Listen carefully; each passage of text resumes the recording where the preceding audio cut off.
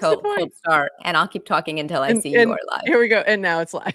Yeah. Now we're live. So GM, Adrian, and you just said something funny so I've been very preoccupied with Cast Out, as I tend to be when we're playing. And I usually am questioning all my life's choices and why I do this to myself. And then I have moments of fun and I'm like, oh, that's why. Okay. And now I remember. So you said, oh yeah, the news still goes on. There's still Farcaster news. So late last night, I checked our shared Discord to see what we were talking about on the news, and there were like 2 links, and I was like, oops, maybe I should pull my weight just a little bit, and found some good stuff to talk about. So yes, I'm on point now to find the Farcaster news for us to talk about while Cast Out happens. It's on you for the next couple days until next week. But before that, we are going to talk about some news. So we'll be back in 55 seconds after this fun little intro. So go recast, retweet, and let everybody know that we are starting. Welcome to GM Farcaster, bringing you everything from breaking news to spicy memes to the deep lore shaping this vibrant digital community. More than just a show, GM Farcaster is your digital third space where the community connects, the stories unfold, and the culture thrives. Whether you're a daily caster or just dropping by, we've got the latest buzz to keep you plugged in. So grab your coffee and let's dive in with your hosts, Nanish Prof and Adrian, for another episode of GM Farcaster.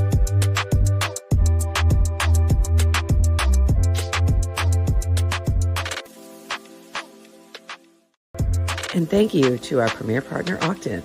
Be sure to check out all the latest at octin.app and mint your Dgens and Dragons cards at highlight.xyz.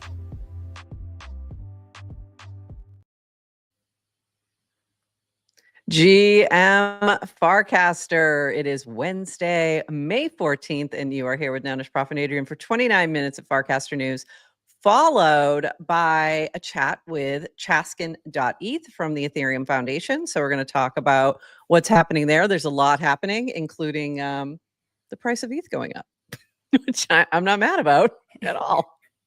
So, that wasn't, we had this plan before that little I'm excited. moment. Yeah, and I'm excited for him to tell us exactly why. Why? All the mechanics that go into. I believe that everything that's going up is related to the fact that Casto started, because it all just lined up. So I'm taking credit. I keep saying that about Degen. I'm like, Yasik, obviously it's because you're Degen sponsoring Casto. So we are going to start with some of that news because I know some folks are waiting for the final reveal of the meme challenge. So we're going to start with that. So we're playing Cast Out. It's a survivor-inspired game played in tribes. So we have various tribes from around the Farcaster ecosystem playing in challenges, and then they're going to start voting out other tribes starting today. So we had a meme challenge, and here was a little bit about it. Each tribe had to create a meme they thought would go viral on Farcaster. So that was their audience. They had to submit it by 8 p.m. last night, and then I tracked all the engagement at 8 a.m. this morning, and we have a little formula that goes into that, including dividing by the follower account. So there's a little bit of strategy involved as to who posts actually casts the meme. So based on that, our winner is Cast Me Outside. So Cast Me Outside is our winner of the meme challenge, and they have immunity for this vote. So they cannot be voted out. And this was their meme, not pictured. Builders shipping mini app updates later that night. This is the most based selfie based on the original Oscar selfie that was like a big deal back in the day, but with some really fun updates, including you and I in there. So very fun. I see Ted and Linda and DWR, TLDR, and a whole bunch of, and Deployer, and really fun. Yeah. So JRS, I think that is. It's an animated GIF. Yeah. It's an animated GIF meme. Yep, very cute. So great job. And it was posted by Warpcost, which was smart because Warpcost only has 219 followers. Guess who's on the top of the leaderboard right now? I can't believe they left you out of the selfie either, Yes to Crypto. That is actually you have your own T-shirt. So, but hold on, yeah, we're getting to you in just a second. But yes, Warpcast is now at the top of the leaderboard, which is hilarious. Yes, it is. It is 2017. Welcome to 2017. When do we get to opine and talk about the selfies? Is that at the cast out show at noon? Yes. Selfies, the memes. The memes. When are we Yes. evaluating the memes? At noon. At noon, we will talk. Okay. We'll show all of the memes. We'll talk about the whole challenge. We'll also reveal the vote, because right now what's going to happen between now and 11:30 a.m. Eastern, the next 3 hours, the tribes are going to vote. They have to decide who they want to vote out. They're making alliances. They're doing their thing. This is when the social game takes off. And so all that's happening. The other thing that happened yesterday was that a hidden immunity idol was found, finally. So Lil Sock Gang is holding an immunity idol, which they can use today or not. So they have to let me know before I count the votes, and we'll see what happens. So there we go. Check in at noon. We'll have Ted as our co-host on there chatting about all the things. And we'll see you at noon for more cast out stuff. Moving on, this is the big news. Let's be honest. This is the big news. It happened. The news broke during the show. And I'm not going to have the audio on this, but I'm just going to play this video. And Matcha, finally, base limit orders are now live on Matcha. So, Yes to Crypto, your hard work has paid off. This was amazing to see all come together. Thank you for your patience and your memes.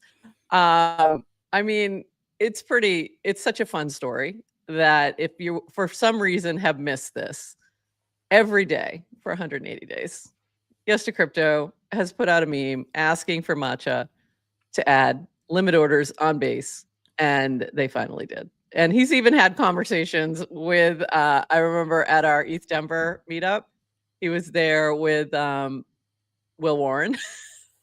They were having a conversation, and I'm like, okay, now he's memeing in person. So he has gone to all lengths to get this done. And Matcha has appreciated it. So here we go. Matcha did it, but what am I going to do? Now, what are you going to do now? I don't know. But let's check out this shirt, by the way. There's now a shirt you can buy in the Matcha shop. It's the Matcha Yes to Crypto base limit order wrap tees. Wait, who is this? Whose video is this? Is this Matcha? Yeah, this is Matcha's. Okay. What is his name? Who recorded that? Do we know him? I think it's Michael. I think his name is Mike. Yes, we've met him. We've met him a couple times. He's so good. He's so funny. He was at the Creator House that Humpty did for FarCon, and he was hilarious. He was hyping that room up. So good. But also Wong, thank you. Yeah. And I think, have you ordered your shirt is my question for you. You gotta get your shirt. No, I haven't. I have ordered my shirt. It's available on Slice. If you go to the Matcha store here, it's on Slice. Mine is on the way. I cannot wait to rock it on GM Farcaster, because Yes to Crypto, I'm just so in awe of your effort here. It's incredible. So I had to get one. Very cool. So that to me was the big news of the day. I just realized we didn't grab the Warpcast rewards leaderboard. Yeah, I didn't grab Brad's. That's because you weren't grabbing the links. I'm telling you, I am off my game in terms of news show today. It's gonna be a rough one, so bear with us. But before that, let me slide over to maybe I can grab it real quick. Yes to Crypto, you have your shirt already, or did you have to order one also? Is that a limit order on the shirt? Yeah, they better. Is there a limit order? Of course they gave him a shirt. They should give him good. Just make it a case of shirts to hand out. They should. What's like a bushel? Is it a bushel of shirts? A case of shirts? A bushel and a pack of shirts. Welcome, new people. King Alex. Hey, King Alex. All right. Here's our roundup from Brad Q on the rewards for this week. Rewards leaderboard results. Garrett takes the top spot, for the first time. I feel like he's been at the top before, but I don't know. Riding some lingering NYC vibes and his weekly wisdom and insight. Kate Cabell is the queen of the vibe tribe this week at number 4 with her twinning and being Ted's favorite follow. Yeah, that definitely helps. Packers back in top 10 instead of lingering at 11. Woo, well deserved. Jan Frilla checks in at 9. First top 10, I think so too. Writing modeling vibes and killer art. And plus he just joined Rainbow, so that was helpful. Wow, Bestie sneaks in at 10 for first top 10 also, question mark. Some new names inside the top 30. Goldie Talks probably owes his grandpa $50 of his reward. CLFX.ETH going higher to 25. And the meme coveted spot number 69 to TLDR. So very fun. Love to see it. And there's lots of newbies on the leaderboard as well, which you can go check that out. Brad also posts a little roundup of first timers. So go take a look at that as well. And if you look at the leaderboard right now, it's hilarious because at least 2 people from Cast Out are in there for the first time in the top 10, in the top 5, which is in there. It's really funny. So both Jackie and Warp Cost are in there, which is hilarious. So we'll see if they can hold on. I would love to see that if they make it to next week. And I think I was in, I don't even remember where it was, in the 40s this time. I think it was in the 40s. Drop down a little bit. Yeah. It's okay. We're post Farcon. We're out of the 30. Out of the I'll never see that again. It's very hard. I don't think if you don't appreciate how hard it is to be in that top 30, in the top 10, I don't think I'm ever going to see. Like, that would take some kind of weirdness. By the way, I love that Goldie Talks owes his grandpa $50. Yeah. So funny. That video was hilarious, by the way. I don't know if anyone saw that. If you didn't see that, just go to Goldie Talks. And it's so funny. His grandpa's in the background and he's predicting who's going to win. He's like, I already told you. It's just like, does he even know he's on camera? But Goldie Talks grandpa, we'd love to see you on the timeline. So get that man a Farcaster account. This from Dan. Priorities this week from DWR: mini apps, wallet, auth addresses, improved transaction previews, bug fixes, support for additional ecosystems, and other bug fixes. Apparently, lots of bug fixes. Put it in twice. 2, onboarding, improvements to sign-up flow, new user experience, algorithm, spam labels, performance improvements, and bug fixes. Also, protocol, improvements to Snap Chain. And I'm going to go out on a limb, probably some bug fixes. So seems to be a theme. We have a few big initiatives that will likely ship next week. So a lot of this week is prepping for that. Oh, is that an announcement of an announcement? It feels like an announcement of an announcement. It might be coming Thursday or Friday or Monday before they leave. Sorry, never mind. If you didn't see that, you didn't see that. Yeah, it was somebody from a different place who isn't on Warpcast. But Bert had hit me up with that when I made an announcement of an announcement. We're gonna have a big announcement. It might be Thursday or Friday or Monday. All right. This from Deodad. What mini app platform improvement would you like to see next? Go give it a vote. Haptics, back button, expanded, add signer. So go take a look at this. And if you have an opinion, go voice your opinion in this poll. And this from Linda. It's been fun co-hosting mini app workshops with Farcaster community members. I'm basically a sidekick to the devs. That's like underselling her role there, but okay. Workshop for Farcaster builders with Samuel Huber. Workshop for Monad builders with Limon. And workshop for FWB builders with Vegan Beef. Just wrapped up, recording not public yet. So all the other 2 links are here. So go check those out if you missed these workshops and are interested. So Farcaster builders is going to be more focused like on Nanar and that kind of approach. And then Monad's going to be on the Monad chain. So very cool, which I think we just still have testnet. Do we have? Is it? I don't know if the rest is live in terms of on Farcaster. On Farcaster, it's testnet. Awesome. And I still haven't played around with that, so I need to do that. All right. And this from Dan, how to charge for your mini app. 1, focus on getting people to use it. 2, then focus on getting people to add it. 3, send them notifications. 4, if you can get them to come back 3x and do your primary thing, consider upselling. 5, most basic version of payment, become a supporter. 6, other ideas, more content, features, mint collectibles, early access, group chats, access for power users. And I thought this was interesting down here from JC4P. You're categorically correct, but I worry this leads to maximizing DAU like every other distribution platform, which leads to stupid stuff like CoStar grasping to make should have users open the app daily versus teaching the person about astrology. Just a random example, not my actual gripe. But I do think that's an interesting point. It's like, what are you actually trying to achieve with your mini app? Is it just engagement, or are you trying to accomplish something else or provide some kind of entertainment experience, gaming, etc.? So I think it's a good point. So thoughts on this? How's your mini app doing? Well, from a mini app developer perspective. Thoughts? Stop right there. I wish we didn't bring up JC4P's comment because it just adds layers of nuance and complexity to what could just be a very simple cast about how to get more people to add your mini app. I have nothing interesting to add. Please read these casts and think about them. That's all I want to say.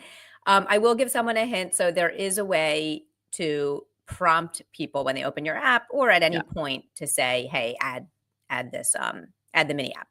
When you add the mini app, that means you automatically get to send notifications and spam people with notifications.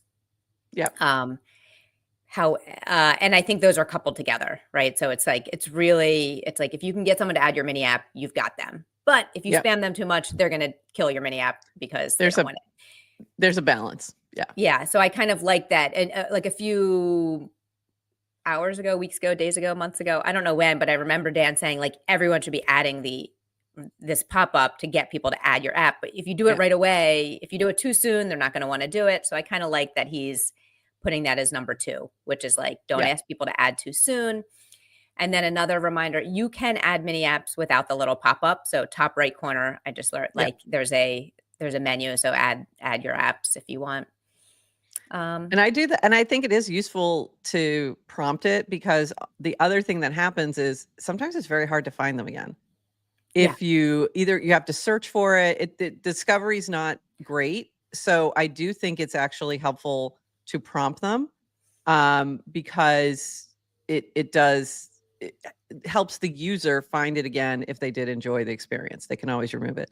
And that they should make, put that back up. They should make adding mini apps more consistent. I feel like I have to hunt for it. Yeah, exactly. So if you add it, then it shows up in your little menu. If you don't, then it doesn't. So you have to then go find it. So I definitely agree with you there. I think it's helpful to do that. Especially anything that you like and you think you're going to go back to, make sure you add it right when you're looking at it because you're going to forget. Build something people want, maybe they'll pay you. Exactly. Yeah, it's like B School 101. Yep. Making things people want. This from Unusual Whales, breaking Coinbase $coin to replace Discover Financial Services, DFS, in the S&P 500. That's big. That's really big. Like I don't feel like this got enough attention, to be honest. Like this is a huge thing. Don't you think? Totally. So Discover was acquired.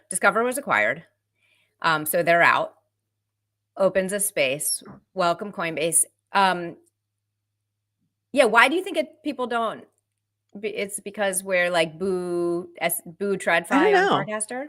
Like, I think it just kind of slid under the radar, and I don't know that there was enough. Like, this is a big moment in my mind. This is the first like crypto. I don't think there's another crypto company that's in the S&P 500. So how many public crypto companies are there? Exactly. There are not many. So this is to me a very big moment, and to see them replace Discover feels like I don't know, like perfect. Just perfect, honestly. So I just feel like that was just amazing. So love to see it. This from Woj is 200 tips a lot. I just tipped my favorite Farcasters, and he tipped 200. Moon Poppy. Wow, that was huge. Oh. So also, if you got a tip from Moon Poppy, you're not special. No, I'm just kidding. So, just kidding. This from Grin. Speaking of notifications, baby's first mute. Muted words. Just tipped my favorite Farcasters. Well, then you're probably going to see mine because I add in some of. So sorry, Grin. I'm messing up your mute. This from Colin. We got a few more news pieces, and then we see Chaskin in our green room, and we're going to bring him up in just a moment. This from Kojo. Ponder just had the biggest payout of all times, 30x. You may be wondering how. Our anti-collusion algo identified a pool of users who have voted together a statistically extremely unlikely portion of time.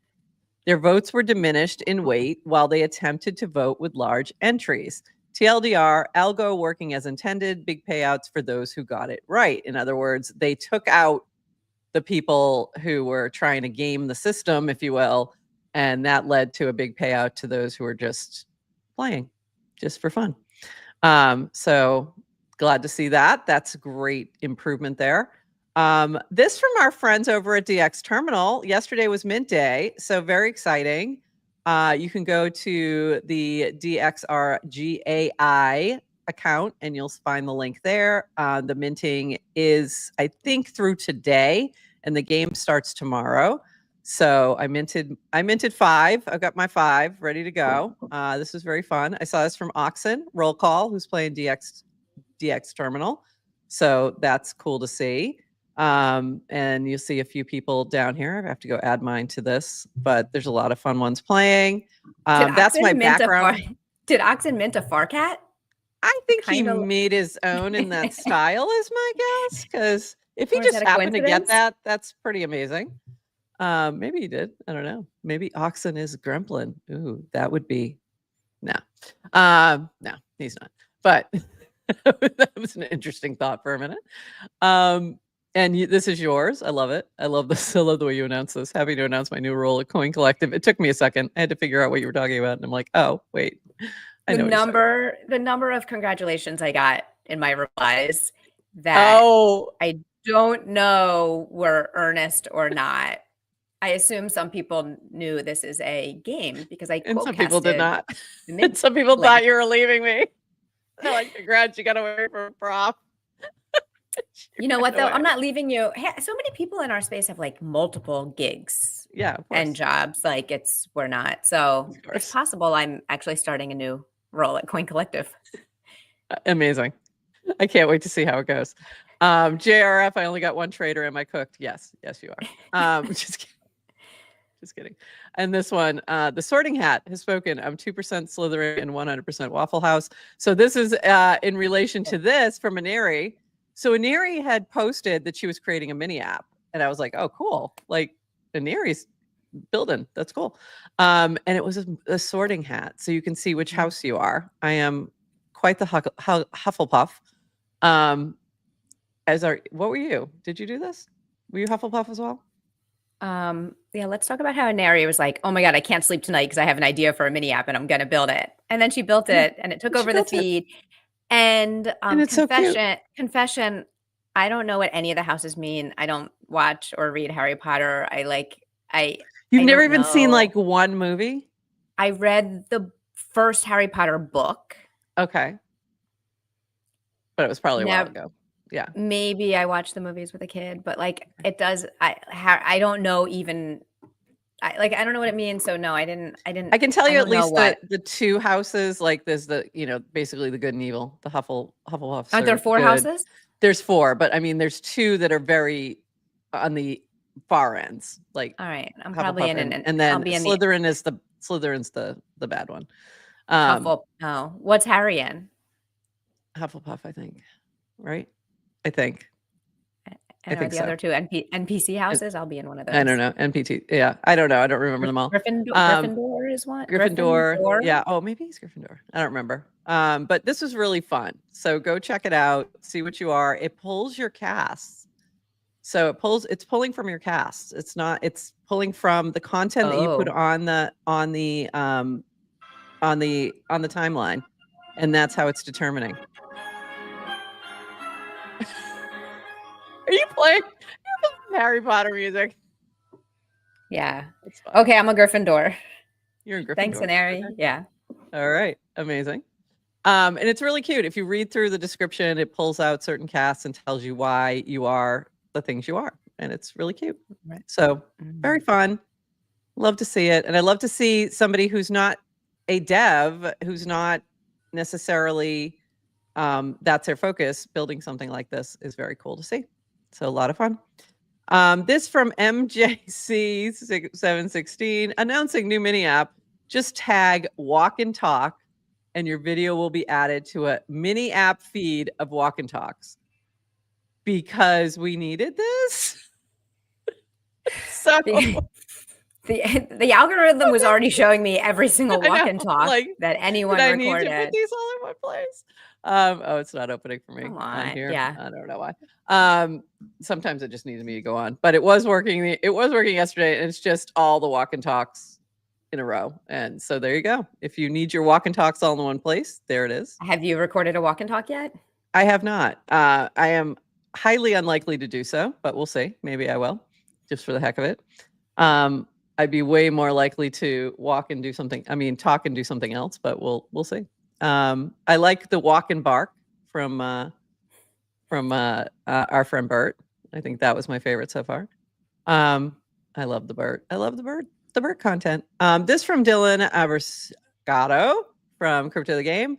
Is this the intersection of art and technology? He was on the TBPN show, but above it says art market absolutely ripping right now. And then he's on there as well. I'm like, I don't know how those two things are connected. But Dan had also posted that he was going to be on next week or something, I think. I am not familiar with this stream. Are you? It seems like it's a big deal, but this isn't my world, apparently. Are you familiar? Not even remotely heard of it. Okay. And I was like, maybe it's just me, and this is something you know. Of sounds like a big deal. Yeah. This podcast is clearly sponsored by lots of brand names and big names, so they must have a big audience and must be doing really well. And I've not heard of the acronym, have not heard of them. So a great example of how much the internet has just created massive, little niche places and so it's apparently everywhere, like one of the biggest tech podcasts, or live streams. I think they're a live stream. That's going to be, and this will be GM Farcaster for not just our news show, but for all Farcaster media, because all Farcaster will be the operating system for all of humanity. And okay, and there we go. We'll be at the center network. of it. We'll be the network. Yeah, we'll be the network for it. And there you go. By the way, this is great. There's an episode for that. It's going to be your new tagline. So DXRGAI, is there an explainer or somewhere I can go to understand how all this works? This is, I should have put this with the DX terminal stuff. You're off your game for that. So there you go. So if you missed that part on Wednesday, May 7th, we had Poof ETH on to talk about DX Terminal. And if you ask GMFC 101, it can point you to various episodes and bring you right to it and give you a nice little link so you can go watch that show. And it's getting really good. It's fantastic. And you went on to ask a few other questions, and it's doing really well. And this has been a big project for you. This is from you. I just tell you though, I showed my husband, I demoed that. I was like, look, we had this game started. We had Poof on last week to tell us about the game. So I asked my bot, summarize the episode. And then I asked further questions. And he just said, wow, did you build Grok? I was like, I guess I did. I guess GMFC 101 is Grok for Farcaster. Yes, it is. That is exactly what you built. Proud moment for me. And then you've open sourced it. So GMFC 101, the GM Farcaster AI bot, is now open source, built to help new users navigate Farcaster and discover content from the GM Farcaster Media Network, has access to hundreds of episodes from the GM Farcaster Media Network, uses GPT, Pinecone, and local disk storage for modular RAG setup. Words that whole entire sentence means nothing to me. Includes prompt routing, search logic to handle everything from metadata to deeper queries to questions about specific episodes. Open source on GitHub. There's a link there for you. Includes sample transcripts so you can test it locally, or adapt it for your own media archive. If you're building AI tools for podcasts, media, or decentralized networks, this is for you. Disclaimer, it was built for GM Farcaster specific use and won't run out of the box for other content databases without modifications, but you're willing to assist if people have questions. So, of course. And then hopefully, I don't know, maybe this as a service someday would be very useful as well. This from Laura, Laura Shin from CoinDesk and Unchained. I had the embarrassing experience of having to tell my accountant that for my only crypto transaction last year was receiving Fartcoin. Wow. Okay. Yeah, that's very embarrassing. I should have asked her, but just to clarify, was it embarrassing she only had one crypto transaction? One? I'm not sure. Which part are you embarrassed about? That it was Farcoin. Which are you embarrassed about, Laura? I assume she was embarrassed it was only one. I'm assuming it was about the Farcoin. This couple quick things from Octon, and then we're going to bring up Chaskin. We're coming to the end of, whoops, come on, load for me. We're coming to the end of Degens and Dragons, by the way. So make sure you go mint. And then there's also some more information about this. So this is from Octon. GM, we just dropped the first of many Octon V2 posts, Degens, Dragons, and Ethereum alignment in action 0.10. This is a kickoff with more coming the next few weeks. And this is published as an X post. So you can go check that out. And sort of dive in more as to what is happening with Octon. And we will definitely be having a couple more folks on from Octon soon when they're ready to roll out V2, which is going to be a way for others within the ecosystem to use the tooling that they've built. And this is also from Octon. How can we apply our learnings from running Octon for 2 years to help other Ethereum aligned ecosystems grow? Putting together capital formation tools like DeFi and capital allocation mechanisms like quadratic funding, we can seamlessly grow any ecosystem. That was from Nick Node. Nico dropped these nuggets while breaking down how we're combining capital formation tools, DeFi, with allocation mechanisms like quadratic funding to unlock sustainable self-funding ecosystems. Greetings from CryptoCanal.Twitter at ETHDAM. ETHDAM? Damn, I'm not sure where. Assuming somewhere in Europe. So go check that out too. And we'll have them on to talk more about this very soon. But before we do that, we're going to bring up Chaskin, Chaskin.eth, who's going to talk to us about what's been happening with the Ethereum Foundation and how they're making ETH go up in price. No, just kidding. This is such great timing. Yeah, go take the credit. I mean, might as well. I'm taking credit for all kinds of things for no reason whatsoever. Welcome, Chaskin. We're so glad to have you back to chat about the latest things that are happening. There's been a lot going on with Ethereum, from Pectra to various changes with what the Ethereum Foundation's been doing. So many things happening. Where do you want to start? Do you want to start with Pectra and just talk a little bit about what that upgrade was and what's happening with that, and then we'll go from there? Yeah, let's do it. That sounds great. So Petra did go live, I believe it was last week. People on Farcaster may have missed it because more trending was the Monad testnet airdrop, which I personally found hilarious. But yes, and it went smoothly, and so that was amazing to see. It was actually the biggest upgrade ever with regards to number of EIPs. So that was like super exciting to see, like a huge upgrade, and it still went smoothly. There were, I'll say, 3 like extremely notable upgrades for everybody. The one that is like most notable immediately was the blob size doubled. And Mm. so for people that like aren't familiar, layer twos like Base and Arbitrum, OP mainnet, they like consume Ethereum blob space. That's how they're able to like get very cheap transactions. And that blob space has actually been the not necessarily full, but at like the baseline level for a while now. And the goal is to have it be like a level where layer twos can like know confidently they can like keep fees low for their users for a long time. And so doubling those blobs was a good first step. And that was exciting to see. And that space has actually still not even filled up yet. So fees should Ooh. hopefully remain low for a while now.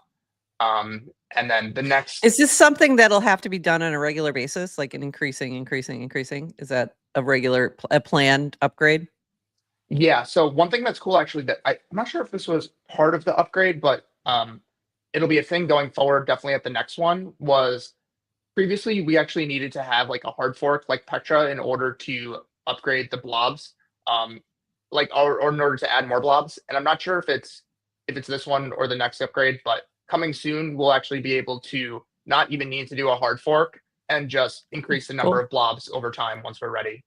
And yeah, and so I guess we could like skip ahead a little bit here because it's like actually leads in nicely. The next upgrade that hopefully will come by the end of the year, but if not, will be early next year, will actually further add more blobs.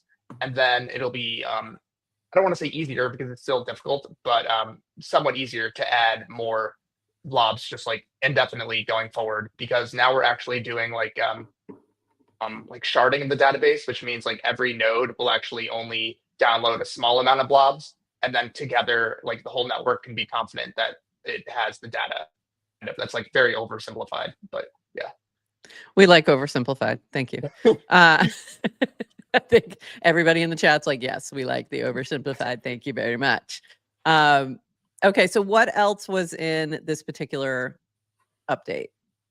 Yeah, so another upgrade that's like super exciting, and I think we'll see the like benefits of this one over time, if not immediately, depending on which wallet you're using, is it was called like the number of it was 7702, but I've been calling it like upgradable EOAs. And what that allows you to do is like to turn your normal wallet that you're using into like a smart account. And there's like a lot of different benefits to that. The like most obvious one that like everyone's been clamoring for a while has been to get rid of the approve before you swap. And Yes. so now once like the wallets are upgraded to it, certain wallets are already upgraded to it, you'll actually be able to do those both in one swap. But I think that's just like the very initial tip of the iceberg. Like there's going to be so many more things coming from that. I've been like super excited about the benefits of account abstraction in general when it was first announced like 2 years ago, I think at this point. But for various reasons, people didn't like switch over to the wallets, and I don't blame them. Like you have all your like NFTs, you have all your previous transactions. Like people didn't want to switch to a new wallet, and I also think people didn't build like cool experiences to want you to switch over. But now you'll be able to do it all from your main wallet, and I think it's like super cool to be able to do things like subscription payments and not have to like sign a transaction every time um, or something like DCAing. That could be huge. That's huge for the consumer level, for like certain consumer apps and things like that, the subscription thing. I mean, we've seen that business model work very well in the traditional world. So it makes sense that that would be helpful because right now with something like Hypersub, you're subscribing for a certain amount of months, but you're doing it in one block.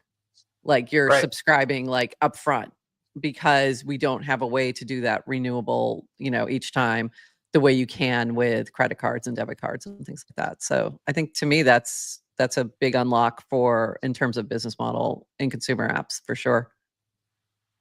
Yeah, now we can, and it's really up to developers to like make new experiences because your account is now kind of like a smart contract that's programmable in the same way like a normal smart contract is. And so I think that there's like a lot of opportunity there. Very cool. And then the last upgrade, this one's more in the weeds, but it's still like very big for the network. Previously, if you wanted to be a solo staker, you had to have, any type of staker, you had to have 32 ETH exactly in order to like spin up a new validator. So that means if you're somebody like Lido and you have, I don't even know how much validators they have, maybe like hundreds of thousands validators. Yeah. You can't have like one validator and just like send all of your ETH in it. You have to break it up into 32 chunks. Now the maximum is actually 2048 ETH. And so what that means is Lido will actually be able to consolidate the number of validators. And that just makes the network more efficient because we'll have like less validators, but the same amount of ETH staked. So that means like Lido isn't doing unnecessary like voting and sending their votes to each other. They're like actually having closer to the number of ETH they have. And that'll like really help making the network more efficient and help with like future L1 scaling in the future. So those were like the three main big ones that we're excited to see go live. But then there are also smaller ones too.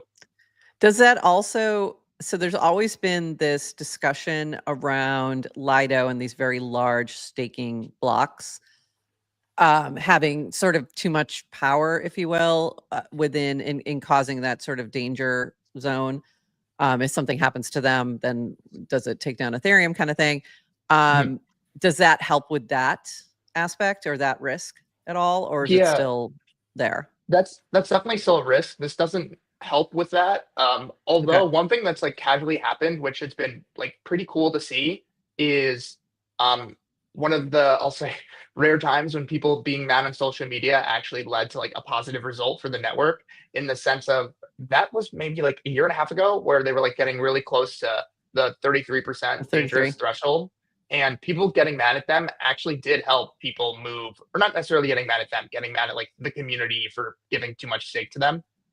Did help people like diversify from Lido and move into other staking solutions. And now I think they're around like 28, which is like pretty cool to see that they just like never even reached that threshold.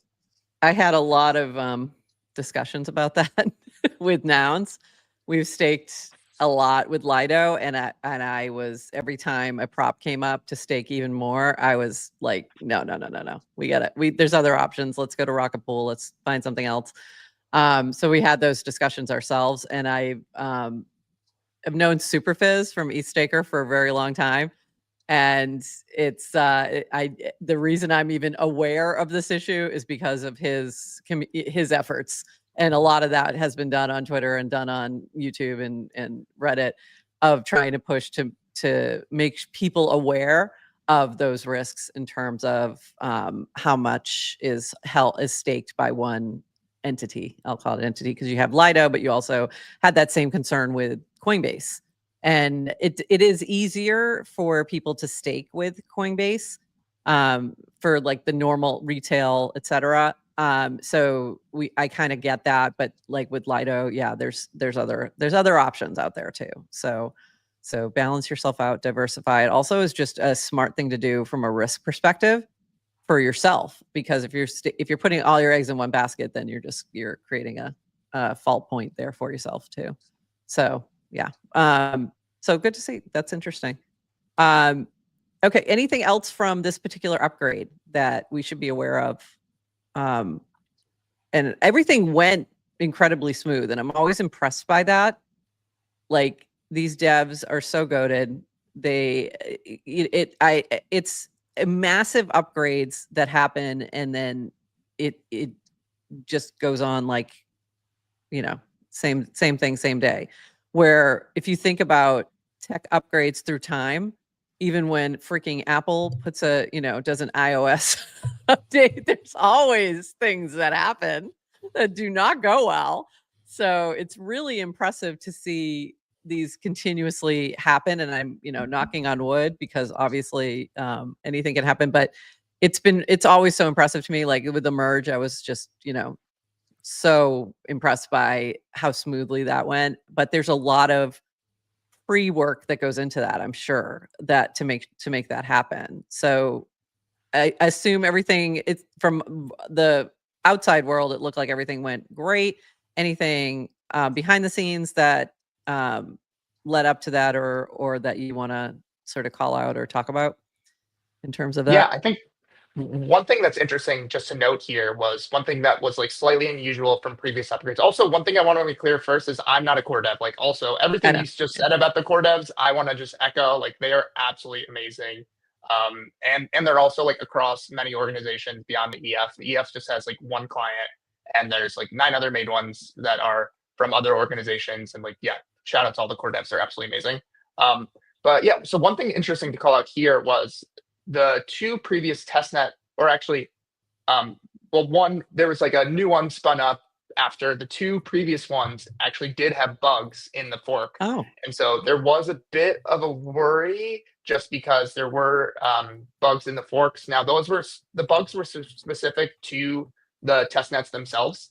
Like the core devs knew that the bugs that showed up on the testnets were not ones that would show up on the mainnet fork.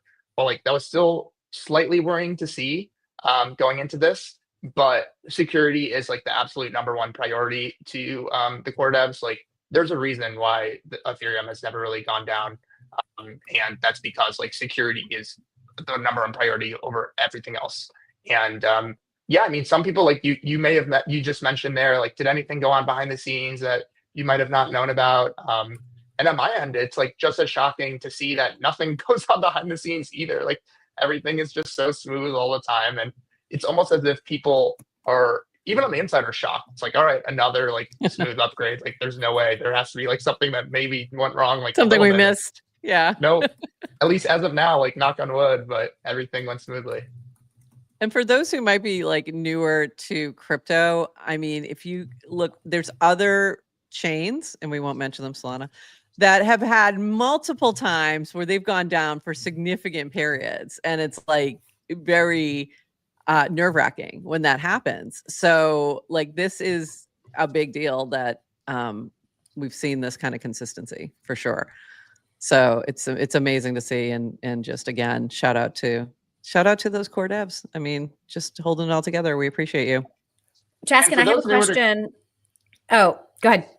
I was going to say, for those newer, even people not newer that might not know this, I still am just fascinated by the fact that like all the core dev calls / like upgrades, it's all done over live stream that like anybody can watch. Yeah. Anybody can even like join the Zoom. Anybody can make a GitHub pull request and be like, I want to talk about XYZ.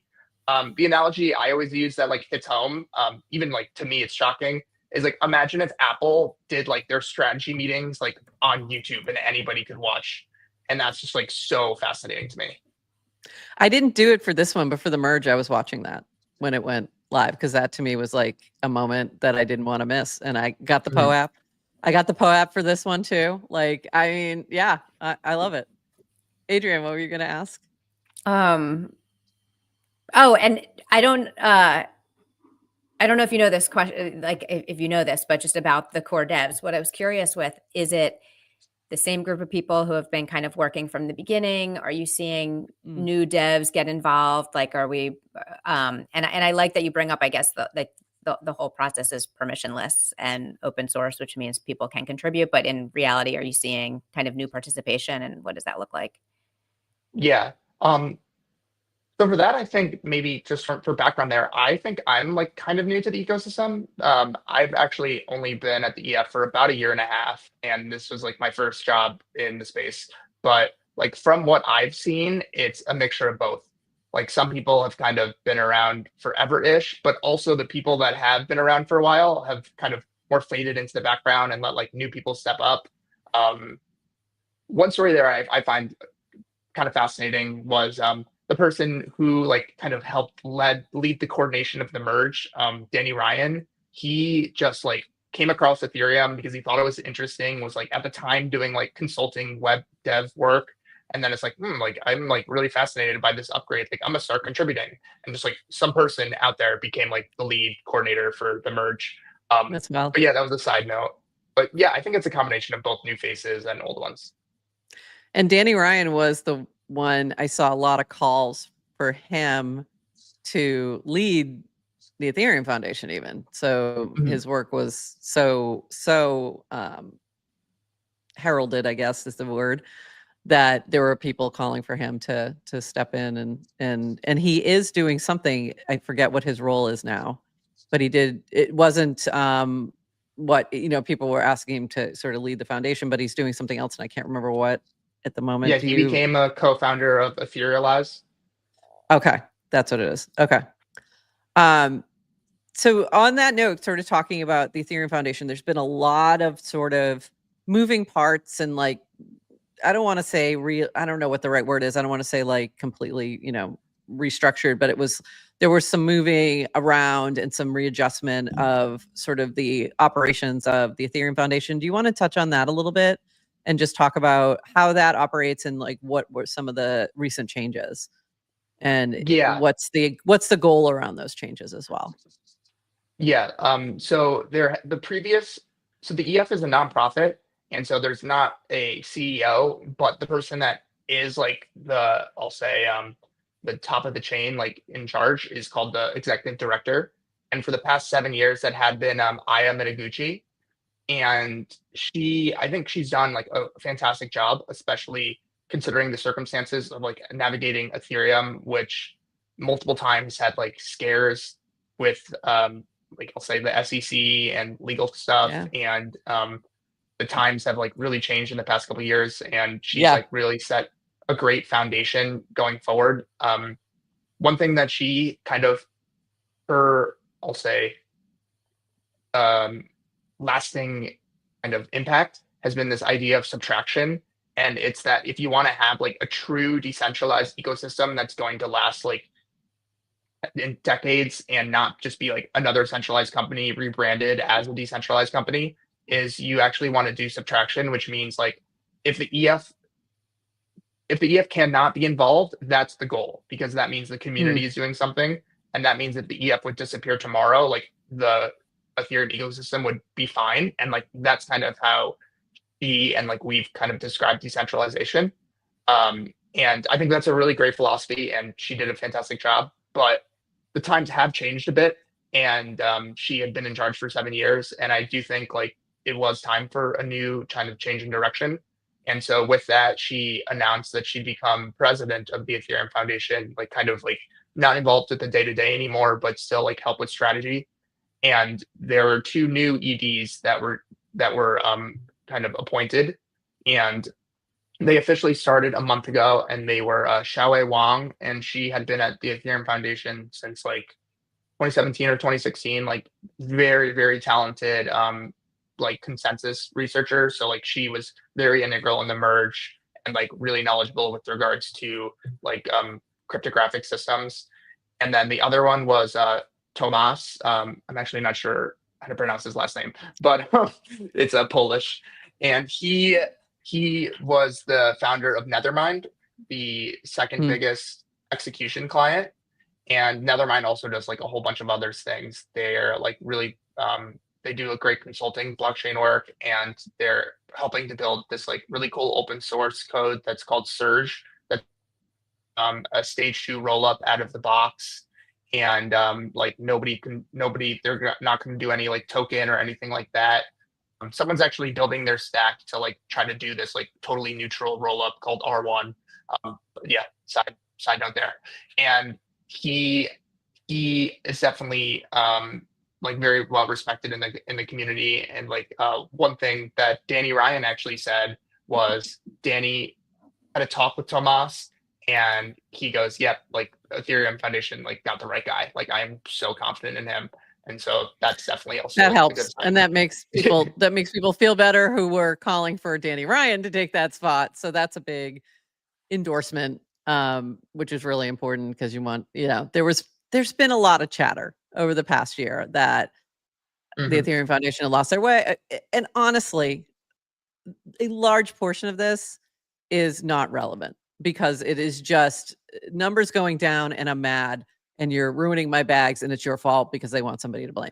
So taking that out, there is some actual legit feedback, criticism, etc., that people are saying it might be time for just a new approach. And I think that's smart, because people get burned out too. So if you've been leading something for a very long time, it's oftentimes great to turn over the reins, especially in something that is decentralized, or at least approaching that direction. You need to switch it up, rotation of service kind of thought mindset there. And it's helpful, because you might be missing something, you might be tired, you might, sometimes it's just helpful to get that fresh blood in there. with new perspectives. But also I think it's great that the previous executive director is staying on, because institutional memory is important as well, because you don't want to make the same mistakes over and over again. Right. So that only way to prevent that is to have somebody there to say, oh, hey, yeah, that seems like a new idea, but guess what? We did it 4 years ago and here's what happened and it sucked. Don't do that. You need that person there who can provide that, especially because you can put as much stuff in the public as you want and open source and all that kind of thing. But there's always things that happen behind the scenes that either people weren't paying attention to or just didn't know about or didn't care about. And you don't want to repeat those mistakes. So I think it feels like this is a really good balance and a good way to move forward. So are you what are sort of like some of the priorities and things that Ethereum Foundation is now focusing on going forward for with this new change, this new regime change? Yeah, so there's like 3 key goals that I'll say EF leaders have been putting out to the public, and that's been 1, to scale the L1, 2, to scale blobs, so like help scale the L2, and then 3, to improve UX, and that's mainly focused around L2 interrupt stuff. And then to do that, they're focused on very much being more making sure the core dev process is more efficient.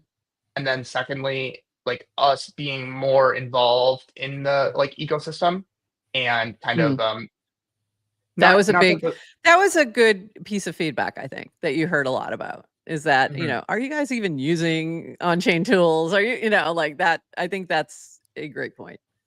So that's good to see. That's great. And so they've only been started for about a month, but we've definitely already have felt their different styles of leadership. They're both more, I'll say, active leaders, while IO is more let the team leads kind of do their thing. And I think we definitely needed the shakeup for the reasons that you mentioned. Great. Adrian, what other questions do you have for Chaskin? Anything I missed? Not on Ethereum. I love Chaskin. Two-timer, come back as often as you want, because we like the updates. Yeah, we love the Ethereum updates. What's how's Farcaster these days for you? Oh, I think Farcaster is great. Oh, yeah, no, of course. I mean, I love Farcaster. As you guys see, I'm on Farcaster all the time. I love it way more than I like any other social media. I actually genuinely love I like being on Farcaster compared to Twitter. It's more of I'm on it for my job to tweet about Ethereum. And apparently you're Bobby Flay, which is great. Yeah, I do think that's a funny celebrity. This was hilarious. Love this. This is so funny. Yeah, you're very active on here. You're catching all the metas. Great to see. And you donated to the Farcaster Retro PGF round that's coming up, which is being hosted by Octon and Purple. So great to see you on the timeline all the time as well. It's fun to see. Whoops. Yeah, I think the energy is great. I really do love the builder energy of people just shipping mini apps, talking about their startups. I feel like from its birth, it had this kind of little brother energy where it's we weren't the cool kids of Twitter, so we had to come over to Farcaster and kind of prove ourselves. And now that's shifted where it's we don't even want to be on Twitter anymore. We are the cool kids now. Yeah. All right, remind me, where's funny. Dan in the birth order of his 20 brothers? Is he the younger brother? It's only 4 of them, and I think he's in the middle. I think he's number 3 or something. All right, that's funny. I hadn't thought about that analogy, but that analogy is kind of perfect. It's actually kind of perfect, and it's and those big accounts still haven't made their way over, and you know what? It's fine. That's fine with that. Except for Vitalik, we love Vitalik. Degen, or when there's I forgot what the latest wave was, when they could maybe make some money, and I'm well, I won't see you in a week, and then obviously that ends up being the case. Yep. How was your FarCon? It was great. I mean, I always do enjoy getting together with people. I actually had a cast about this where there's some conferences where you could tell that there's a soul, and FarCon has that. That's because someone else tweeted crypto conferences are useless. Just came back from Token 2049 and nothing new is being built. It's well, you went to this conference that is just sending BD people or people that want to go party on a yacht, Noda, that you didn't like enjoy being there because nobody like actually wanted to be there. Versus like FarCon is people like coming from around the world because like we do want to like meet together and like are passionate about Farcaster. And so yeah, I thought it went really well. Yeah, there's Yep. I had to go find it real quick. Yeah, I think that's a great insight, because it does feel like that. And I've been to a lot of different crypto conferences. I've never made it to that particular one, but I've been to Consensus and I've been to NFT NYC and, you know, the Art Basel events and ETH Denver and all these different ones. And FarCon's just different. It's just different. It's because it's builders. It's people who are actually building things. You don't have a real booth space, if you will, where, you know, you're getting shilled and you're just going around trying to pick up whatever cool swag they have. And it doesn't feel like a conference per se. It feels like a bunch of friends getting together who know each other on the internet and want to actually meet in person and then want to build stuff together. So what I saw happening all over the place at every little meetup, and it was people connecting and go, oh, I'm building this. Oh, that's cool. And maybe we should do this together, and talking about collabs, or, oh, I'm getting stuck with I'm stuck on this, whatever. I can't get my frame to do XYZ or mini app. I got to put $10 in the jar. Sorry, Linda. I'll send you 10. So like, it's that kind of thinking of, you're there to learn, to connect and to build things. And it's just a very different vibe. And I think there's been some conferences, like I've heard that from about ETHCC, but it's more of a hackathon. But I've heard that's one of the ones I haven't made it to, and DevCon, but I've heard those have some similar vibes, but a lot of them just don't. So I love that insight. I love that insight. I'm going to throw ETH Denver under the bus too. Whenever I'm at ETH Denver, it's like every 1 in 3 person I can tell is talking to me. And then once they realize that they have nothing to sell me, they'll just like immediately like, oh, I got to go buy them. All right, well, this is just not a fruitful conversation. I did see somebody comment about you're talking to somebody and they're looking that way. And I think it was Matthew. They're looking for somebody more interesting to talk to. And it's like, and even at FarCon, I guess that can happen. And I'm like, oh God, I hope I didn't do that, because I was running around all over the place doing that because there were people I needed to talk to about, because we were actually doing stuff at FarCon. So I would have to I got to run. I'm sorry. I'll talk to you later, but I got to go find Emma yet again because, or I have to go find too. Yeah. One thing I was thinking about that too is there's just like so much going on at these conferences where I'm like, wow, I hope it wasn't me, because you just never know if like, oh, you're just like looking around, like not necessarily like for someone more important. There's just like so many stimulating things going on. I know. I'm like, I hope I didn't do that to anybody. If I did, I'm sorry, but it wasn't on purpose. I swear. I probably just had to get somewhere really fast because I was about to interview somebody. But I really agree. It's like FarCon's just hits different, and I hope we can keep that same vibe. It's getting harder the bigger it gets, to be honest, but I still think it's even this year was amazing. So I think it will. Someone actually asked that and like commented on my cast that exact question, and like my response was DevCon. I feel like still has that, and DevCon is now like absolutely massive. There's like, I think there was maybe like 8,000 people went to Bangkok, and that is huge. And I still feel like DevCon has that like real feel, and I think FarCon will too, because there's just like a real. Oop. Did we lose him? Oh no, we lost you. Or of people, and this is like the OG. FarCon 9 won't have it, whatever, like the remix Farcaster conference, but I think FarCon will. I hope so. I really hope so. And I think there'll be little OG pop-ups of side events and things like that for smaller groups. And I think we've had that happen where even with this one, you had these sort of smaller mix-up that were happening on the side, apart from the summit and apart from the hackathon. And I think that worked. I think that worked well. It allowed, something like, Humpty's Creator Summit to pop up and be the thing that creators could go to who weren't hacking and things like that. So I think there's opportunity there. But I think, that's what I've heard as well. Like DevCon seems to still have that vibe. And I think it's possible to keep it with FarCon as well. So we'll keep going. Adrian, anything else before we wrap? can't hear you guys. I don't know if it's me. Can Oh, you two hear each other? we can, and now Yes. we hear you. Uh, We do hear you if you can hear us. Hopefully, you did cut out for Maybe a let minute. me leave and rejoin. We're about Sure. to wrap anyway. We're about to wrap up. So, Adrian, anything else before we wrap? Do you want to drop a note in there? But we're good. Anything else? I'll see you at noon for cast out. Yep, we'll be back at noon.